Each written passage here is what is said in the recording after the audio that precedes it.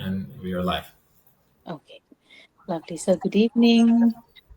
Thank you for joining, Alex, and whoever is listening to our little Dhamma discussion via audio.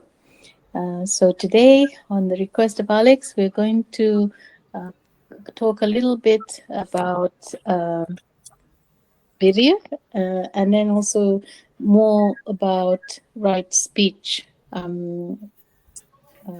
It's like the sila, right? So the big topic is sila and virtuous actions and about right speech. So, as you know, sila can be bodily sila, bodily actions, then verbal actions and mental actions, isn't it? So, mental actions obviously we can't see, but bodily actions and verbal actions we can see and hear, right? Yes. Yes. Okay. Good. So the basic start to Sila is from how I see it and how I have practiced it, because I can explain through my experience, is really having discipline. You know, we always talk about this. Start your day with discipline. Start your day, you get out of bed, make your bed and keep your room tidy, and you use the bathroom, make sure, even if no one lives with you, even if you live alone, just keep it tidy, because that gives you the discipline, and also you're practicing awareness. Okay, uh, some if I use something, I have to make sure that it's kind of, you put it back in order again, right? You keep things clean, you keep things in a like a tidy way. Yeah. So just simple acts, and what that does is that discipline helps you to always be in the, as much as possible in the moment, being aware of your bodily actions. Yeah. So like the Buddha taught us, like for monastics, we have to be aware of, when we're standing, when we're sitting, when we're walking, when we're lying down, when we're eating, when we're putting our robes on, when we obviously um, say talking to somebody, we taking a shower, using the bathroom, everything. We have to be practice awareness of what's happening with this bodily actions every moment. And what that is, it's not rocket science. It's just helping you to be in the moment, not kind of thinking, or especially nowadays, a lot of people always using their phone, right? Always googling, always texting. Even when they're sitting in the bathroom, they're like using the phone, and so their mind is elsewhere. They're not focusing on their body, and then that's why a lot of people have health issues, because they're not the body is not functioning properly, because there is no kind of flow to their system, because the mind is elsewhere, very very busy, looking at things and listening to things and making assumptions, ruminating.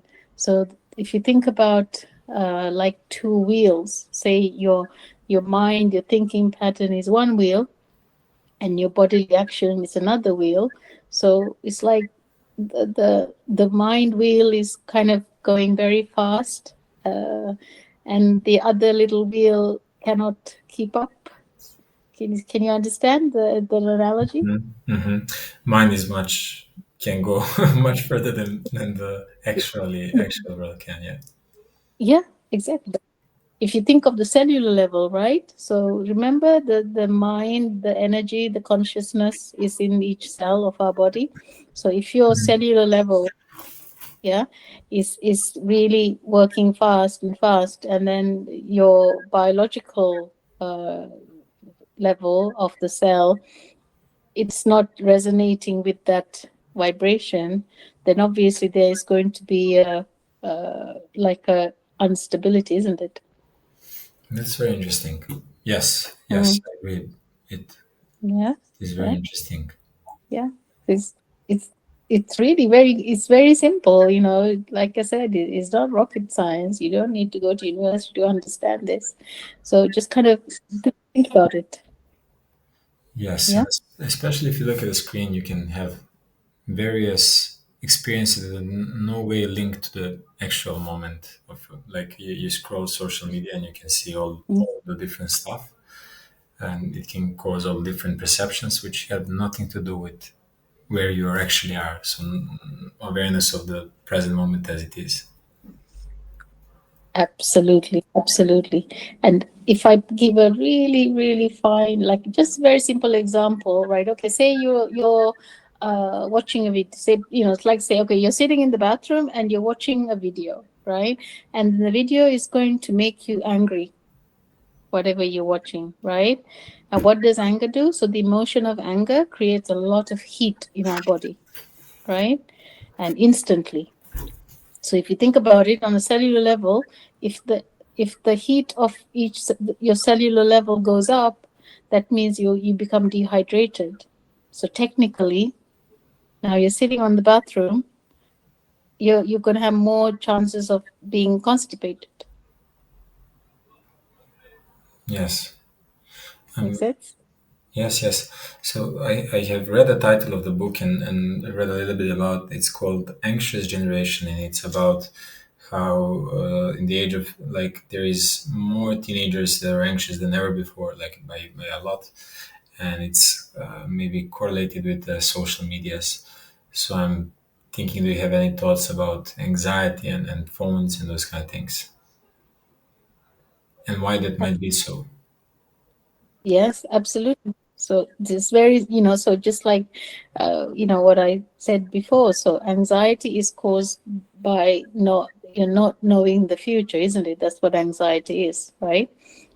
So being like you have a plan for the future, but you don't have the skills to say, okay, I'm going to be able to do this. There is a doubt. Yeah. Yes, yes. Yeah. Okay. So when the doubt comes in, and that is what creates what we call anxiety. Yeah. So because so many kids nowadays are using social media, right? And I know the governments now are cracking down. They're stopping children at school not using phones, which is really good. At least it's a step in the right direction. And then it's up to parents to limit the children using you know, technologies unnecessarily. So recently I spoke with two young children who they were like, you know, 10, 11 years old, and their parents were like so worried because they're always on the phone playing games and stuff. They're not paying attention to their schoolwork. They're being angry at their parents. And obviously we had to help them to come out of that pattern. And the children are so much better now. They're so much calmer. They're focusing on their work. They're more kinder to their parents. And because, you know, there's so many things that when our perceptions, we're constantly, if you when you're on watching a monitor, you're constantly, you're you know, how many images fly by per second, isn't it? And your eye has to pick everything up. So it's very tiring for the system. And then listening, you know, you're listening to so many different sounds, and then you're making judgments, you're making assumptions based on your experience. And then that creates emotion of, you know, either good, like happiness or sadness, or like you said, anxiety, many, many emotions. And especially with young children, because they don't have so much experience compared to somebody who's obviously, you know, a lot older than them, say for instance maybe their parents or their grandparents. So then they start to worry because, oh, what if, you know, what if I can't do this, or I don't look like this, so I need to be like this, especially the image, right? The body image. And yeah, It makes sense seems, so far. yes, it seems like you lose Mm. contact with your, as you said, like maybe body, and you comparing yourselves maybe to others, and that's like that. It's forward looking maybe also, which you said, and which is interesting. Exactly, yeah, because then you're not living in the reality, isn't it? You're living in a world created by your mind, and Yes. then you're always like, yeah, you're always trying to be the perfect fit for society, which is not possible. Yes. Yeah, Yes. yeah. So that is why obviously using, technology is good. Technology is there to help us. Our lives are so much more, in a way, in some aspects, a lot better, a lot easier nowadays. But obviously we need to know the limitations of it and how to be disciplined, that it's not controlling our, what we call, our natural way of life. Yeah. So natural sleep. So again, going back to Sila, going to sleep at a certain, at not too late at night, because the more we stay up at night, the more our biological clock, becomes, it has to adapt to you being awake. So that's why a lot of people have insomnia, a lot of people have anxiety, because you're thinking, right? You're not giving your mind time to settle and time to rest. So everybody knows that about an hour before uh, going to sleep, it's best to not use any technology, but just to, even if it's just reading a book that is not too invasive, like just a very light read, or just sitting quietly, meditating, even going for a very light walk, if it's the weather is suitable to do so, or even inside your house. Yeah, taking some nice deep breaths, breathing, just helping the system to calm down. Because as we know, when we breathe well, naturally our system calms down. Yeah. Yes. Mm. Yeah. Anything you like to add so far?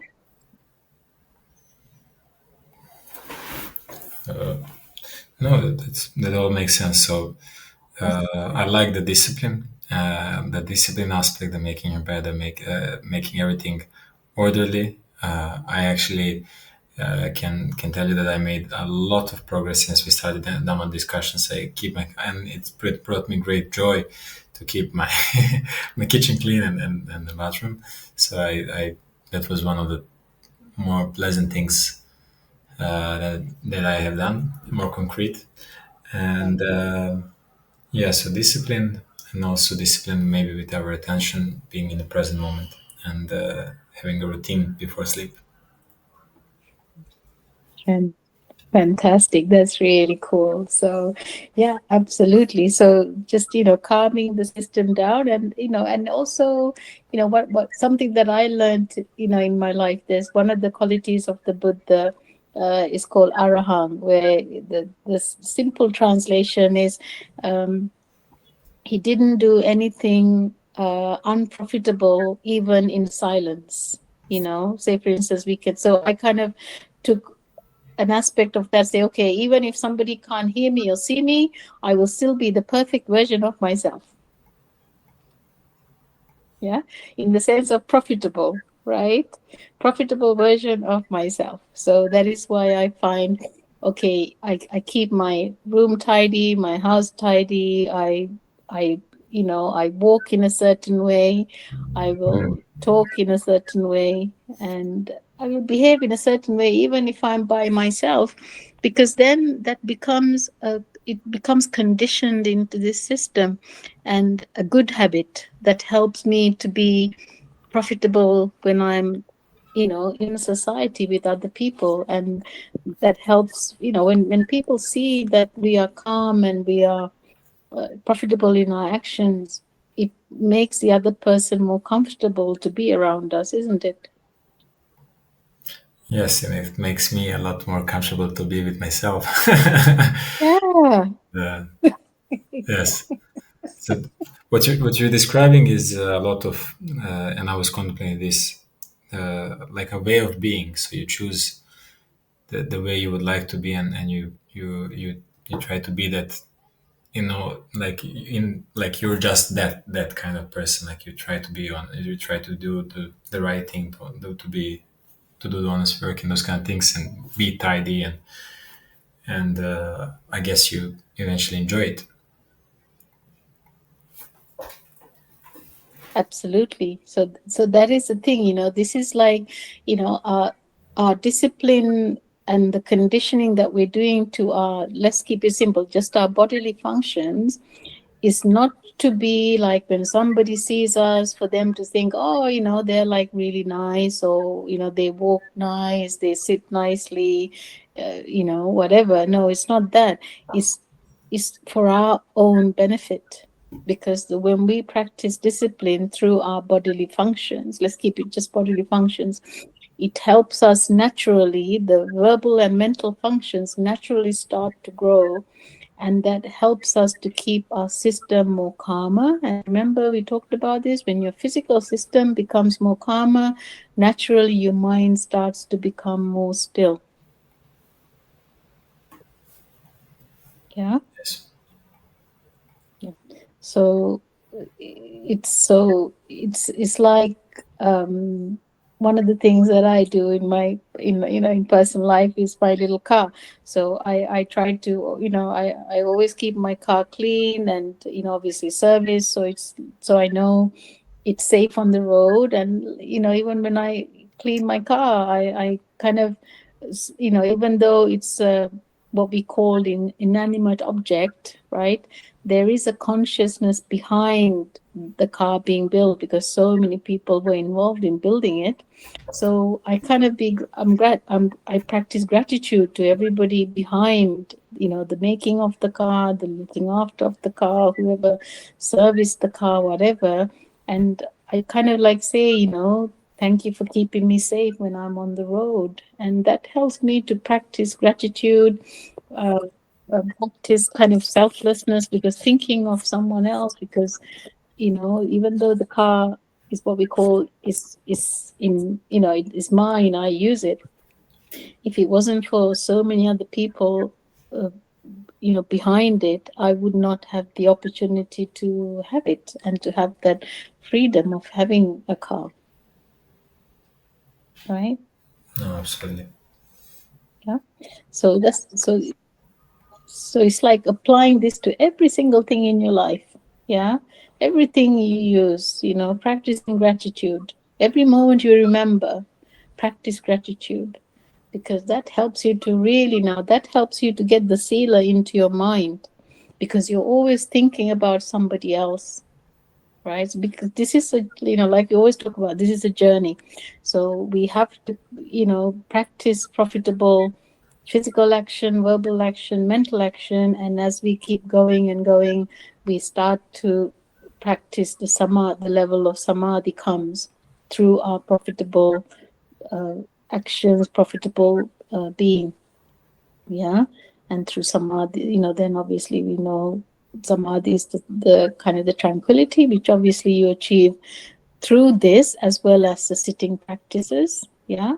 But the sitting practices don't work if you haven't already done your initial base work. Yes. Can you see?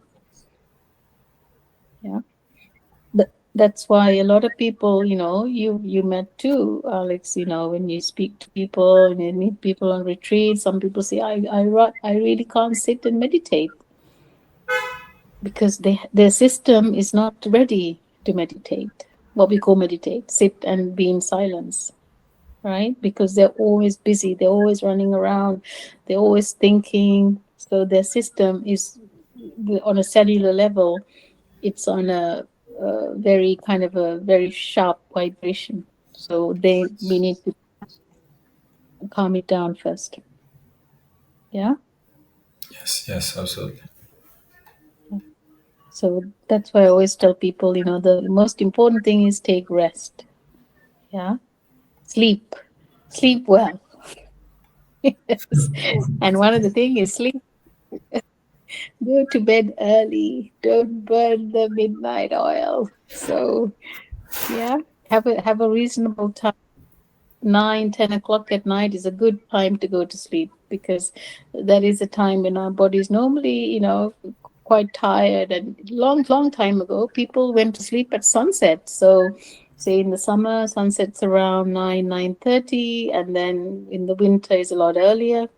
and then they get up at sunrise. So now, because we have clocks and we have artificial light, and obviously there are places where there are no windows, so you constantly being lit, so you have no idea what time of the day it is, like in these big shopping malls, in casinos and stuff like that, because they don't want people to sleep, they want people to be constantly active, and that's not good for the system, and then people get sick because they don't have a rest, like what from a physical level we see, but on a cellular level, the system is constantly moving. It's not resting, it's not rejuvenating.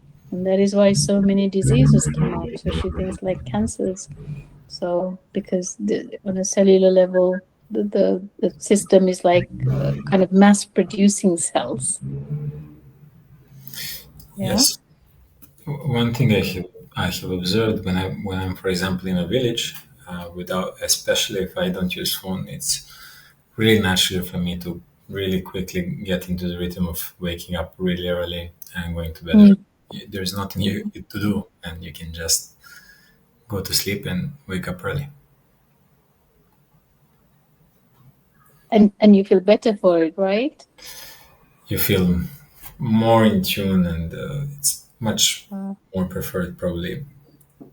yeah, absolutely. And that's the thing, because this body, if you give it the opportunity to be itself, it will be in a very like a state of calmness. Yeah.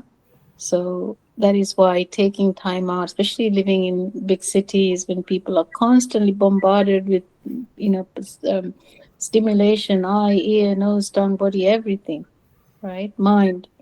So just time out, and just rest, quiet room, just natural light. And, especially nowadays, we have these iPods, right? You put it into your ear, you can't hear anything outside. Yes. Yeah. They're cool too. Just put them on, don't listen to anything. And then that'll give you complete silence. Yes. So yeah. And or you can listen to some bird music or something, birds chirping or river flowing or something like that. Yes. Yeah. But if you live in if you live in the country, then it's it's a lot easier to kind of be in more a quiet environment. Yeah. So the sealer, so going back to our sealer, uh, profitable actions through our body. So reiterating discipline and practicing awareness of your actions. Yeah. Practicing gratitude helps you to become more practicing sila with your mind. Yeah. And when kind of the combination of the two starts to work, naturally your speech starts to become more virtuous, right? Because you start to have this sense of calmness. When we are not calm, that is when we become aggressive, right? Because you notice, right? Yes. Yes. Absolutely. Mm. Yeah.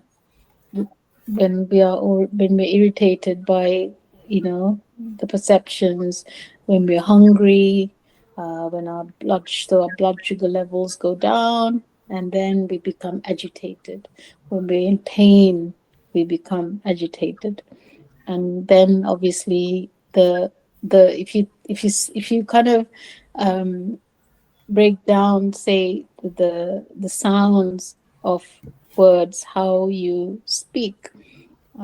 Say when someone is angry, they will kind of the word will be said very quickly and at a higher pitch, and like a more like a blow, isn't it? Do you understand? Like a punch. Yes, Yeah. you. Yes, I'm laughing because sometimes when you're like in that state of not presence, you're then sometimes blaming others for making you feel that way, and you're like, okay, it's like you're blaming somebody that which is not true. You're just feeling, feeling the feeling. Absolutely. Especially if you're angry, then you tend to blame. Exactly, because you always think it's somebody else's fault, isn't it? Uh-huh. But it isn't.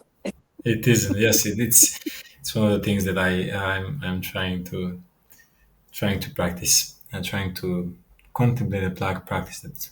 All these things, even if I feel weird kind of things, I can say, hey, I'm feeling all these things. Like I can express it honestly, like not attacking person, but I'm just saying. So this, I'm feeling this, not attacking.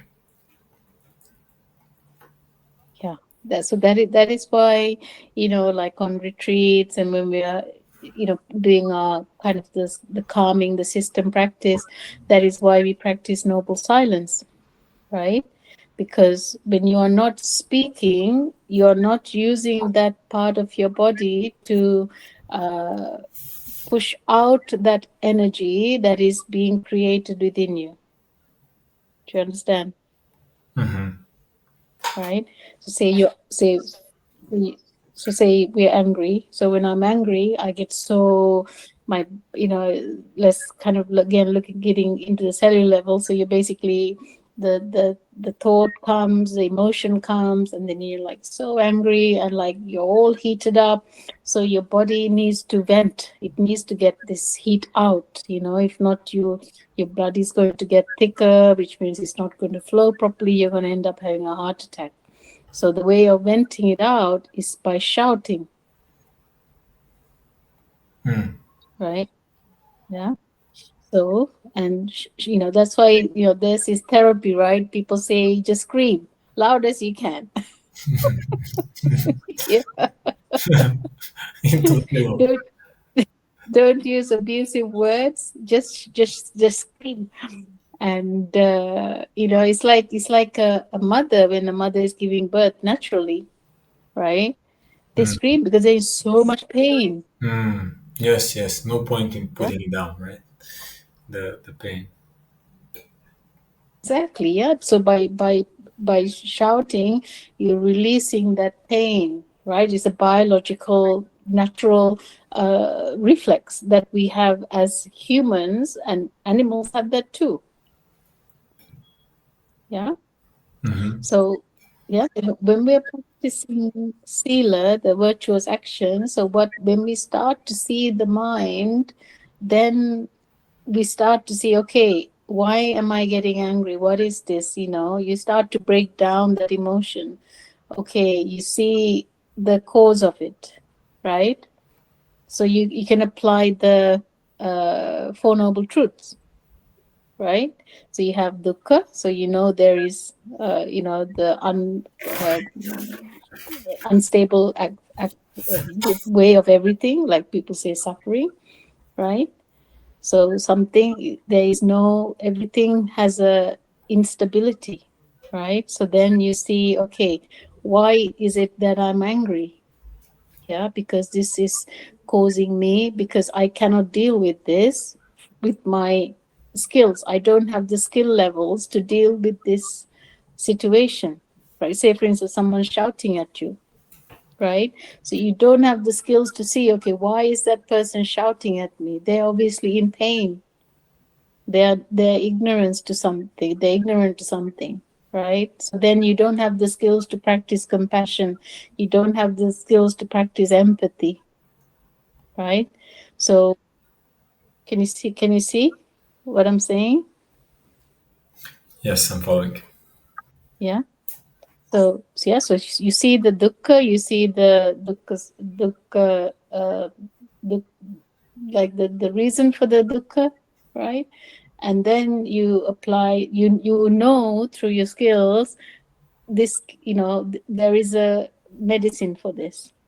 So what is the medicine?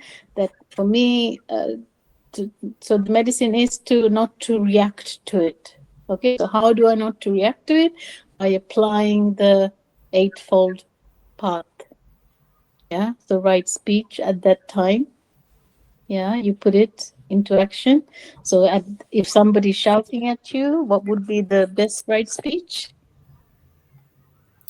So if somebody is shouting, would be at least like I have heard, and this is seems like true, to have metta in heart and then respond whatever calmly, maybe normally or something like that. Yeah. Yeah. So at the initial thing would be silence. Just be silent, Ah. right? So do not speak. So that point, the right speech will be silence. Just wait for them to finish what they have to say. Yeah. Patience. So there comes patience too, right? Yes. Yeah. So your kanti, if I'm not mistaken, the Pali word. So yeah. So then you're applying the right speech, and then what do you do? So you can then, when you feel okay, I'm time out, I'm counting to 30 or whatever, let them speak, then they stop, and then at least 3 seconds, breathe, and then you can say, okay, I understand, or something like that, right? So you kind of, you don't react to what they're saying. You first tell them, okay, I understand your situation, right? And then that is like kind of like a kind of giving, just giving them a little bit of space, right? Because that kind of really cools people down when in English, obviously, but you can say in whatever, language you're speaking, just to say, look, I get it. So let's try to sort this out, right? And then you're putting your practice of compassion, your empathy, right? A little bit. We don't have a lot. We don't have 100%, but we have a little bit in our backpack of our practice, and we use that, right?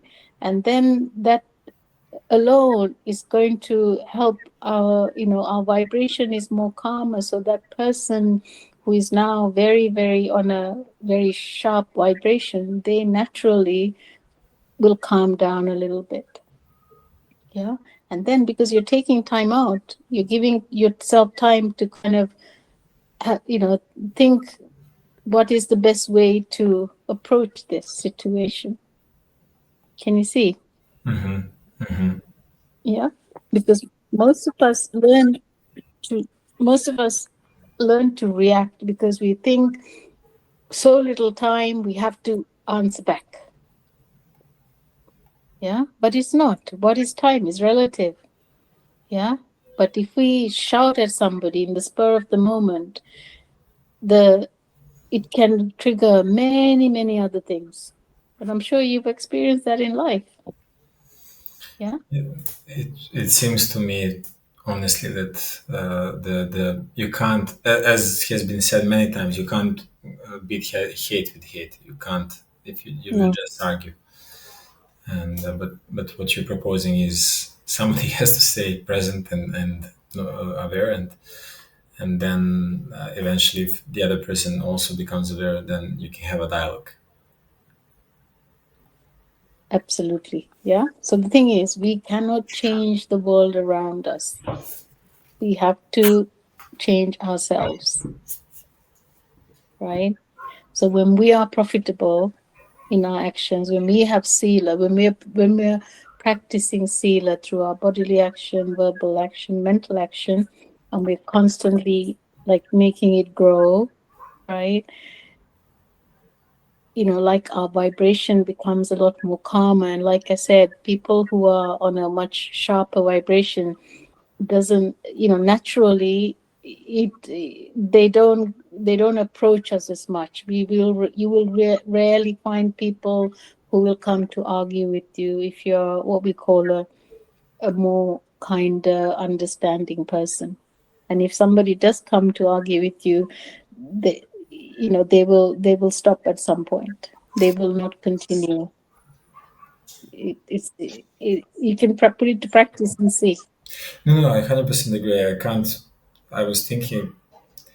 So I'm trying not to, like, couldn't remember when was the last time somebody was mad at me, or.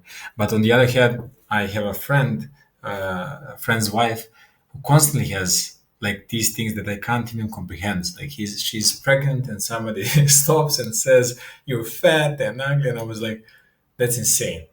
And but I couldn't imagine that happening to me. But it constantly happens to her, and she's like angry also, more, like a lot. And I was I figured this must be. It is obvious from looking from outside, but it's very curious phenomenon. Absolutely. So your friend's wife is, if she's constantly angry, she's obviously resonating that to her outside world, right? So when we look at it from, like, we create our outside world, isn't it? Yeah, the mind is the forerunner, what we think we become. Yes. Yeah. One thing, can I add one thing that Yeah. I have? Yes, yes. So one thing that I have read that was really significant for me, for example, criticizing. Even criticizing others will not usually help others. It will, so others change. And I have read this based on psychology and my findings, and it's really, for me, congruent that people change once you accept them. When you accept them and they have a space to be themselves and they change on their own. But when you criticize them, they like it's not the right atmosphere. They feel insecure. They feel they can't express. And so criticizing and anger is not the best thing to do, even if you have a positive intent of perhaps influencing somebody to change. Absolutely. That's exactly right. Because, I mean, thing is, we would criticize because we look at it from our point of view, isn't it? Yeah. But with Yes. their skills, with their understanding, that they feel that is right. So it's important. Like, say, for instance, in a workplace, okay, if somebody has a certain job role, and if they're not doing it in a certain way, obviously they don't have the right skills to do the job. Either they are not proficient, they haven't been taught how to do it, or their mindset, it's not into that field. So then it's again putting, applying your compassion and empathy, talking to them and finding out, okay, what can we do to improve? How can I get you to be, more efficient at what you're doing? And then you find, okay, either you give them skills by training, giving them training, and if not, you find what are they good at, and then you find something that they can do that they're happy to do. Like, say, for instance, somebody who likes mathematics, and then there are somebody who likes the art side of things, right? So you won't give the artist something to build with, like, angles and stuff like that, because they probably get very bored with it. Whereas if you give them the complete freedom to, express themselves, they will be in their, like, their natural level of resonance, in a simple way, and they will be a lot more productive. Yeah. Yeah, you need to be Yeah. able to feel at least safe and Yeah. free to express, to create, and then also perhaps to change, because to change is to explore new ways of being, and you need, and that's not safe. It's like something new, and you have to have courage, and so the right environment for change seems to be like acceptance and encouragement, like positive environment rather than criticizing everything that is wrong. Ab- Absolutely. Yeah. Very, very, very important. So I remember, like, when I, used to work, like, what I used to do, like, with my colleagues is, obviously we have, like, people who work in the reception, people who work within the clinic. And then we would, when people come start working with us, we put them on a rotation. So they get experience working in the clinic, working in the reception, doing certain things, like maybe admin.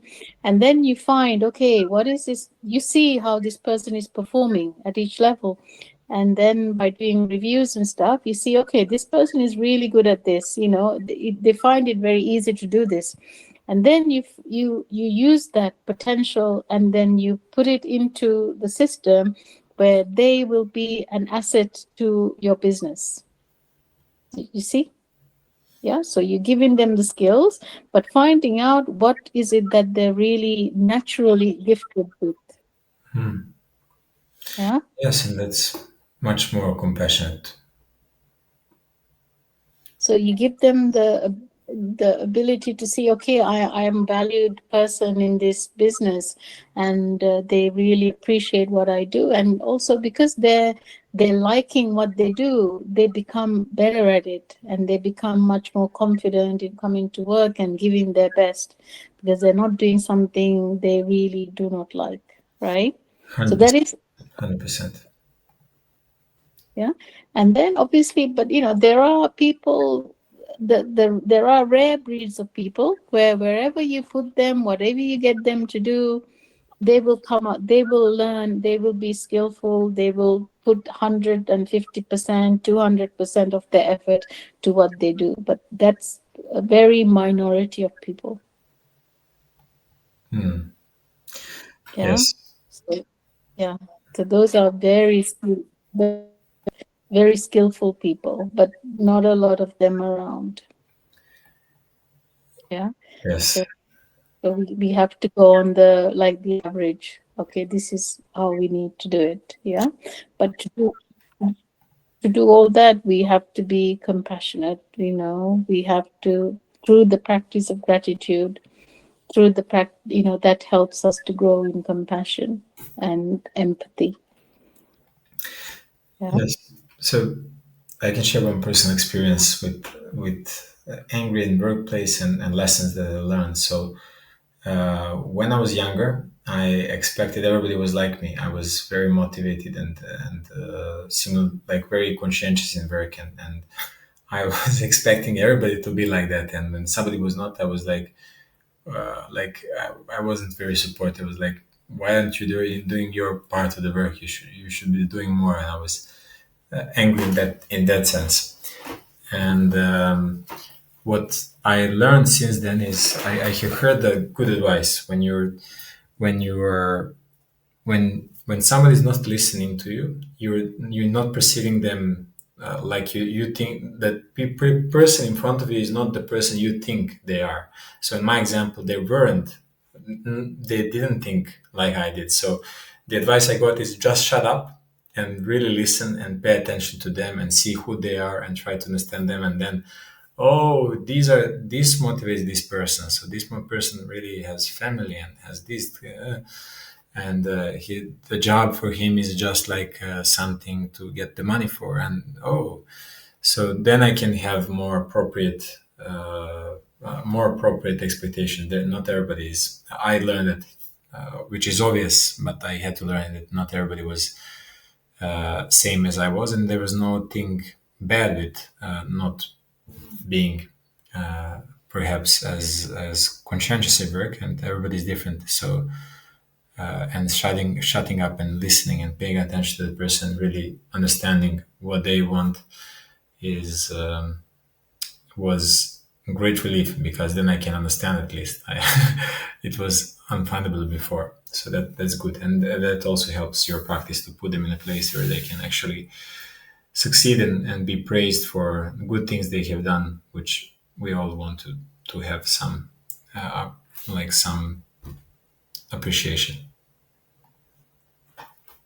Absolutely, that is so true. And then especially in a workplace environment, it's you have, because you're in a like a more closed environment, you have the ability to help other people to grow in more profitable skills, right? So like you said, your colleague who obviously had their intention was like, okay, I have to work to earn money to put the food on the table, right? So they just see that, but then through giving them the opportunity to really grow within the business by kind of fueling their talents, you kind of make them feel more appreciated, and also to show them, look, this job, yes, it will give you money, but it will give you so much satisfaction knowing that when you go home at the end of the day, you've done your best to help so many other people, right? And that helps them to become, they have more like better like health, they have more well-being within themselves, which then will transfer to their family. and they will be more kinder to their family. They will learn to be more calmer with their family.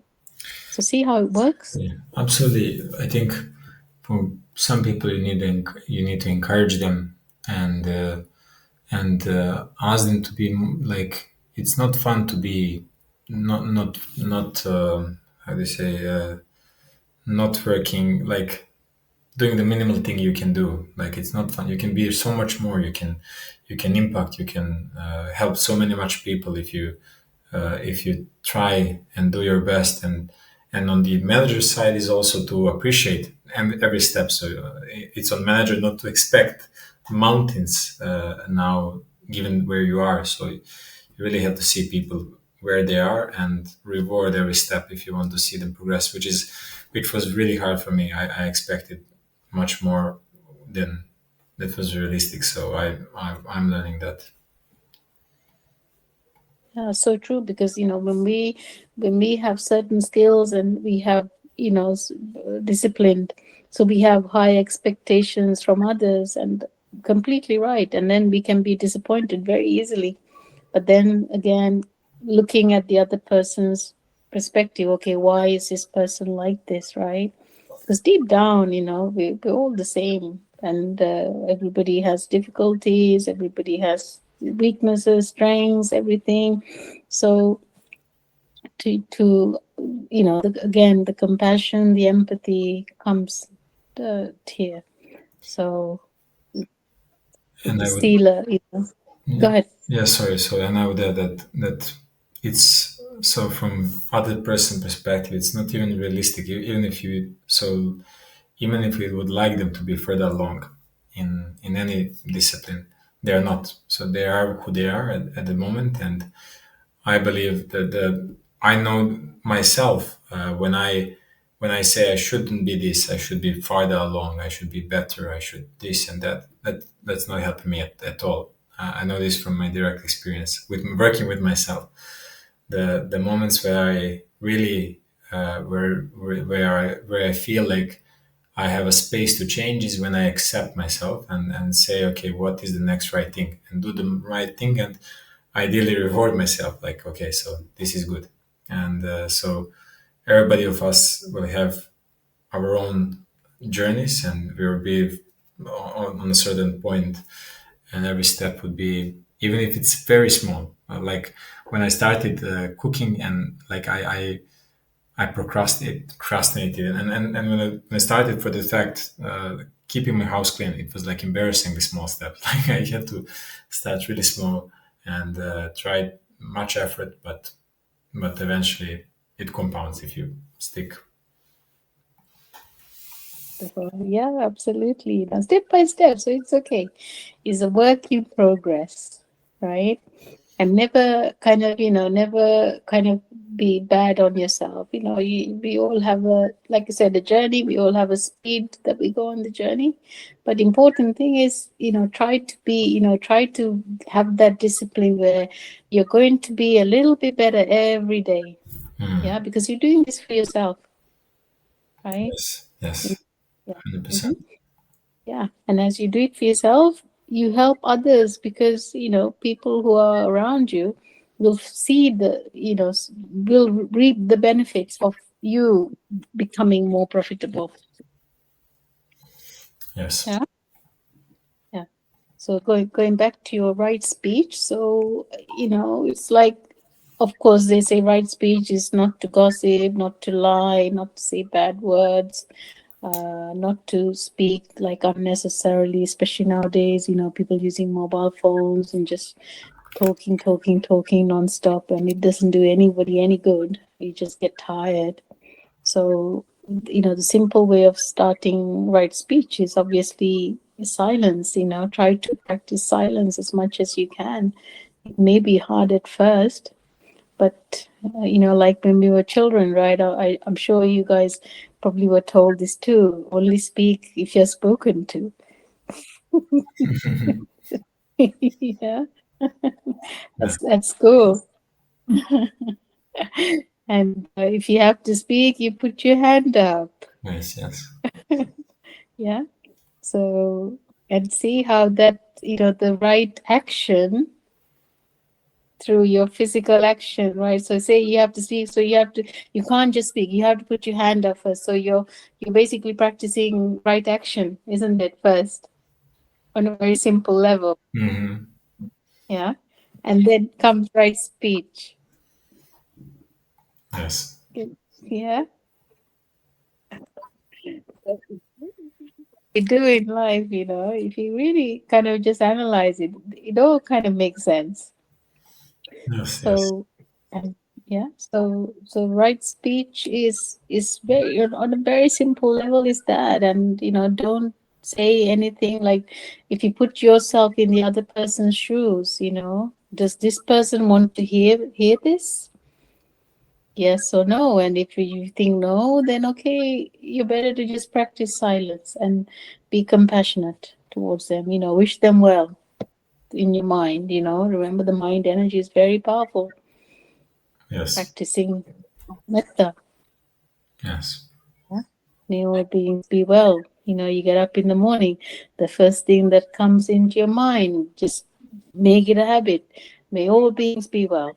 That is the first thing. As soon as this little computer starts to work, when it opens its eyes, it's like, oh, what do I need? What do I need to have for breakfast? No, it's like, may all beings be well.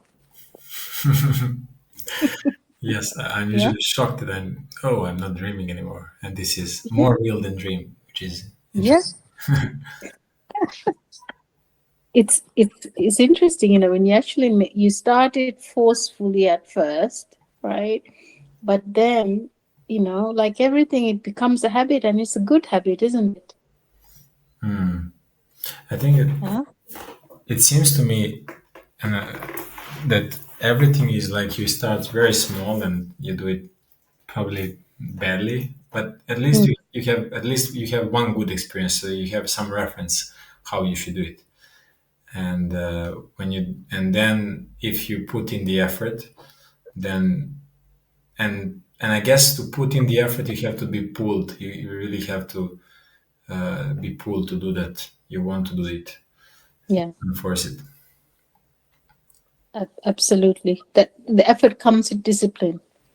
You know, if you don't have the discipline, you obviously don't have the effort, right? If you're lazy, yeah.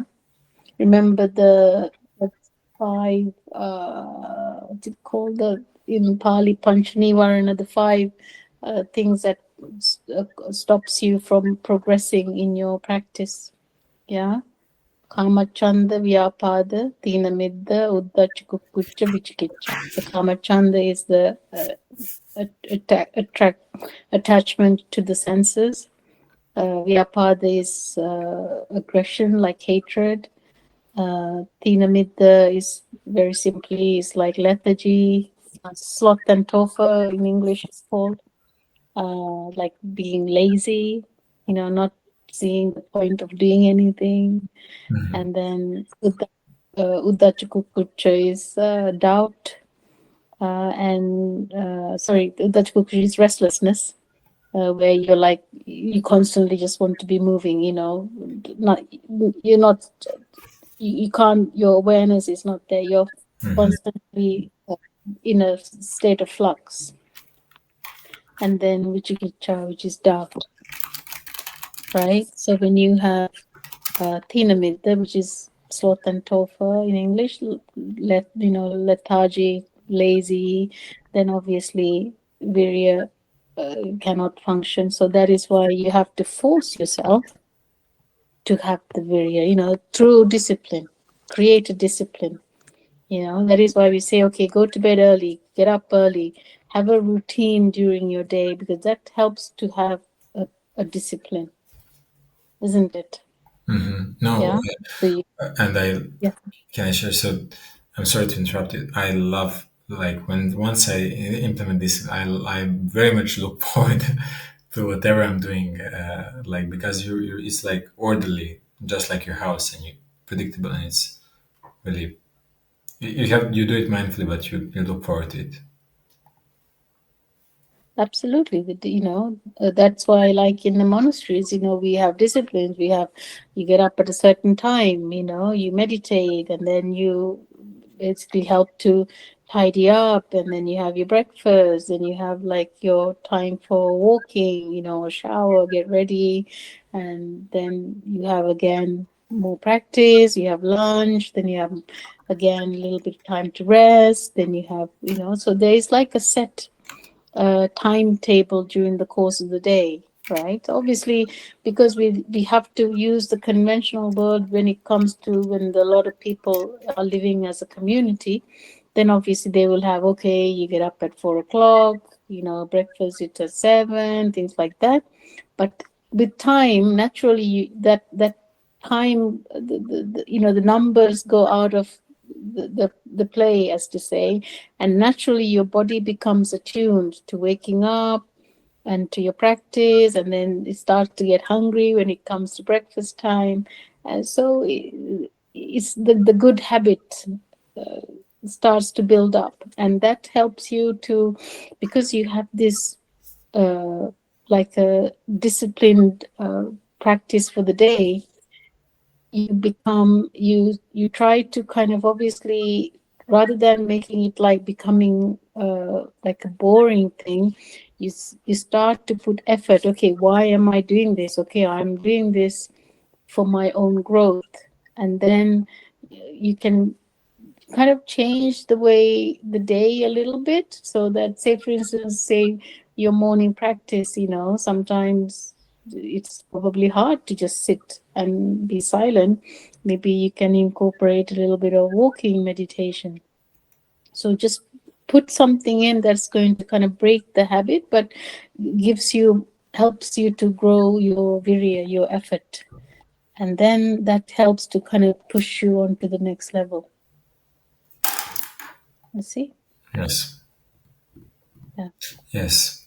So, any questions at the moment or any feedback? Um, uh, so it was an interesting discussion for me, as I'm trying to practice this and implement it in my life. So other than that, I have nothing to add. Mhm. Great. Okay. So, so just going back to everything. So, just keep it simple, but keep it practical. So discipline. Yeah. Have a routine which helps you to, which is going to help you to, go on this path to practice, right? And then having, again, noble friends, very important. Discuss the Dhamma, very important in your practice. And try to be, the best version of yourself, every moment. Try your best, and know that you're doing this for yourself. And the more you put in the effort to become more virtuous in your physical, verbal, mental actions, yeah, as we know through the teachings, it goes into the bhavana aspect, which is again cultivating your bodily, verbal, mental actions, and it all also goes into samadhi, right? So samadhi is the more like the tranquility state, because your mind starts to become a lot more still, yeah, and through that you go into wisdom, because as your mind becomes more still, your wisdom arises. Yeah, so wisdom is not something that comes from the outside, it's within us, and it opens up as we become a lot more tranquil, because a lot of people, they have this word in English called intuition, and people think, oh, you're very intuitive, you can feel things, you just know. But then, you know from my experience, it's like, okay, as we keep practicing, as we become lot more tranquil, naturally you just know when something is going on, or when somebody's speaking, what is it, kind of like their intention behind their speech. And when you kind of say, for instance, a thought comes into your mind, maybe you're thinking of someone, and you kind of just know, okay, this is what's going on. Sometimes you might like say somebody's, uh, say for instance, or in a very practical way, say somebody's going on a journey, like a long journey, and you're not really sure if they're okay and stuff. And then, but then when you're cultivating your wisdom, you're opening it up. Naturally, you just know, okay, they're okay. Everything is good. They're safe. So this is on a very simple level. So that comes with wisdom, the knowing. So which is something, knowing is not knowledge. Yes. Mm, Yes. yeah. Right.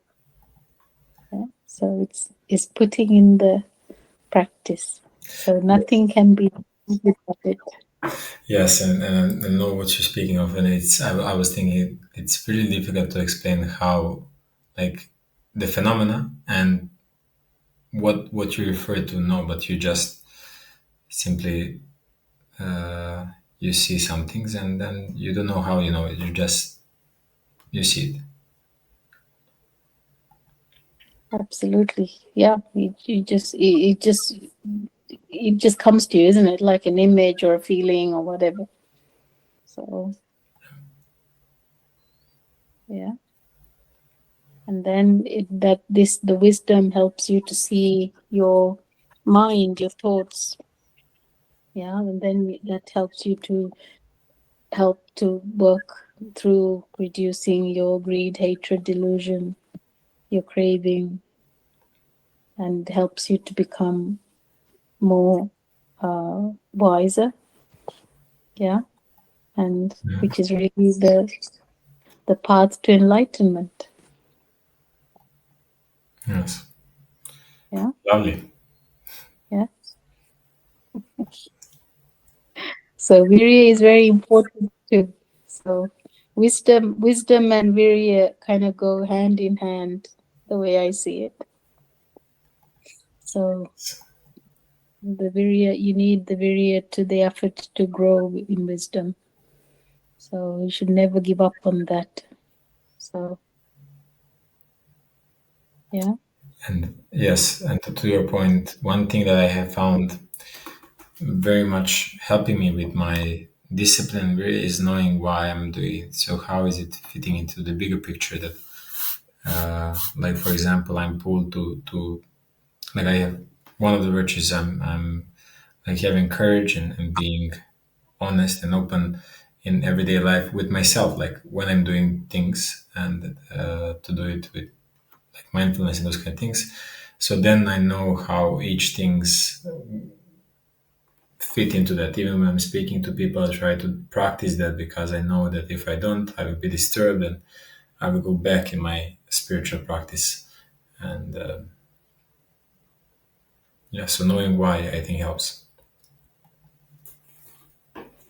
Very good point. Yeah. So one of the things, Alex, is like when we are, like when we are practicing, uh, like going through practicing the disciplines and stuff. One of the things to note is, like you were saying, you can go back on your spiritual practice, right? So if you're going back on something, you feel you're going back on something, Hmm. right? What you need to do is see, okay, what is it that I'm going back on? That means you haven't completed the level before that in whatever your practice. Say, for instance, let me see. Um, right. So if you say, okay, we're going back to right speech, right? So let's say something happened and suddenly you just started shouting at somebody, Hmm. right? Hmm. Yeah. So there your reaction is working, your fight or flight, your natural reflection as a being, as a living being is coming to play. You're not awareness is there. Yes. Yeah. So that means you have to then think, okay, this has happened, which means I need to improve my right speech. So how do I improve my right speech? So you go back, you look at the uh, like the Four Noble Truths, sorry, the Eightfold Path. So you have the right actions, right? So which means you need to go back into your right actions and try to improve on that, which is again right actions through your physical actions. Yeah, your physical system. You need to see, okay, am I becoming tired due to something? Is something making my system tired? Yes. Can you understand? Yeah, yeah. Yes. And and cultivating awareness. Okay, why, am I don't have awareness. My awareness is not strong enough. That is why I've gone into the reflex action here. You're trying to see, understand the the specific maybe root. Maybe it's just you weren't aware or you were tired. Maybe it's something deeper, and you try to Mm, see, understand where the error is coming from. Maybe. exactly. Yeah. So when something like that happens, reflect on it and say, okay, this is not profitable. What do I need to do to work on this? I need to go back a step. I Mm. need to, re-practice program. I need to make this uh, right action stronger. I need to be make my awareness stronger, right? Because as as we progress one step at a time, right? Imagine you're climbing a whole lot of steps until you get to the top. Yeah, Mhm. right. So each step you need to be solid. Mm. You understand that level? Absolutely. You need to, yeah, yeah, yeah, yeah, yeah, yeah. Yeah. Yeah. No So skipping steps. You have to like do your work and make yeah, it solid. yeah, yeah. So then there's no going back. You don't have to go back. You will not fall back because you've really polished up on that level. And Yeah. that's really a good point. And I think it goes to further strengthen that the spiritual ambition should be abandoned. Like you shouldn't strive to Mm. be like to get to somewhere or because you'll fall down. And that's not the point. You have to Mm. really earn your things, and it takes to Yeah. our starting point patience and understanding and Yeah. compassion and really really understanding and compassion because I have noticed that only those that attitudes toward myself I'm willing to really understand myself and really see why I did something. If I judge myself, I will not. I will just judge and say, okay, you're not doing it because something, but I didn't understand really. Yeah. Exactly.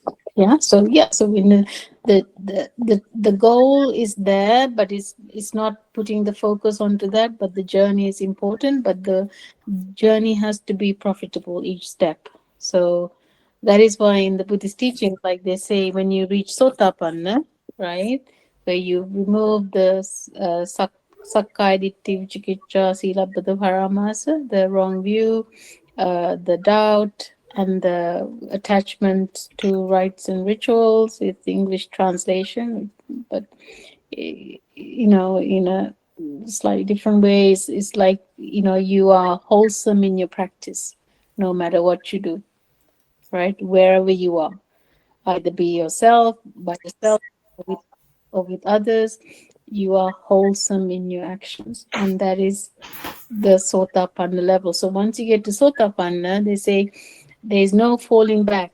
You only got another up to 7 lives and you become enlightened, right? So the the the key here is basically that is the level where like in a video game, you go to a certain level, there is no way you're going to go back to the basic levels again.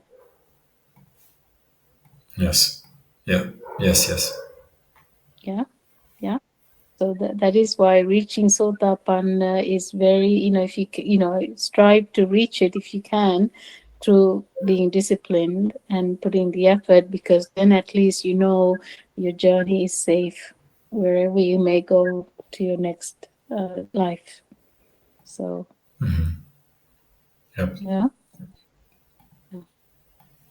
So at least striving for that, there's nothing wrong with that, because I think this blessed life that we have now Can I ask you a to question? Quick question. I yeah, know we're yeah, up all the time. So, yeah, striving for Satipan, forgive me, you know what I so mean, the Satapana.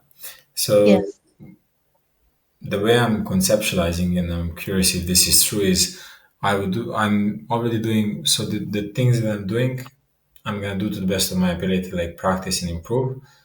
And that eventually, like wherever I am, that will lead. There is no special practice to get to Sotapana. It is just like perfecting the practice that you will do, the virtue, the sila, the dana, the bhavana, and then eventually you will get to the Sotapana. yeah. That is exactly right. Absolutely, yeah. It's a part of this journey. Is a start. It's like um, say you're like climbing a mountain, right? And then the mountain has, like, I don't know, let's say you have three plateaus before you get to the top. Hmm. Yeah, yeah. So your first plateau is a sotapanna. Yeah, so it is achieved, like you said, of course, through your normal practice. You're practicing your noble eightfold path, right? And that is the way the Buddha said, right? The Four Noble Truths. So noble eightfold path, and you can break it down to many other branches, but the essence is the noble eightfold path. Follow it, and you will reach Sotapanna for sure. It's Yes. guaranteed. Yes. Yeah, and some achieve it quicker, some achieve later. It's okay. It's all relative. Important thing is you're on the journey. I say direction over perfection. So we're on direction. Yes, Yes. absolutely. Make sure that you're on the right road. That's it. Yes. Yeah. Get the right So, GPS settings and then. yes, absolutely. So that is why having noble friends, having the good teachers, putting in the discipline, practicing your, the sila, the virtuous actions through Mm. your bodily, verbal, mental things, and that is really, your tools, and your that definitely will put you on the right track. Noted. Yeah. Great. Any other question? Nothing for today. I think I'm much over time, but thank you. That's okay. You're very welcome. So let me do a little blessing and then we'll finish our little talk for today. So we hope that whoever's listening will be able to gain some insight through our Dhamma discussions. And thank you so much, Alex, for giving your time and recording these. And then we put it out on our YouTube channel. And it'll run for many years, even when we're gone. So, and may someone, listen to it and may it help them on their journey. Bhavatu sabba mangalang rakhantu sabba devata sabba buddhanubhavena sada sati bhavantu te. Bhavatu sabba mangalang rakhantu sabba devata sabba dhammanubhavena sada sati bhavantu te. Bhavatu sabba mangalang rakhantu sabba devata sabba sanghanubhavena sada sati bhavantu te. So blessings to you, Alex, and your family, your friends, relatives, your neighbors, people living in your city, country, and blessings to all beings listening to this audio, and we bless everyone with health in their lives, peace in their hearts, success in everything that you all do with good intention, and have the courage and effort to practice this noble Dhamma path to reach enlightenment in this very lifetime. And may all living beings be well and be free from suffering. And we transfer merits of our Dhamma talk today to all the celestial beings that look after us, and transfer merits to whoever is in need of merits to continue on their journey peacefully. Sadhu, sadhu, sadhu. Beautiful. Lovely. Thank you. Thank you so much, Alex. Thank you. So we'll meet again soon. On Friday, yes. Okay, great. Okay. Excellent. See you soon. Okay, Bye bye. great. Thank you. Bye bye.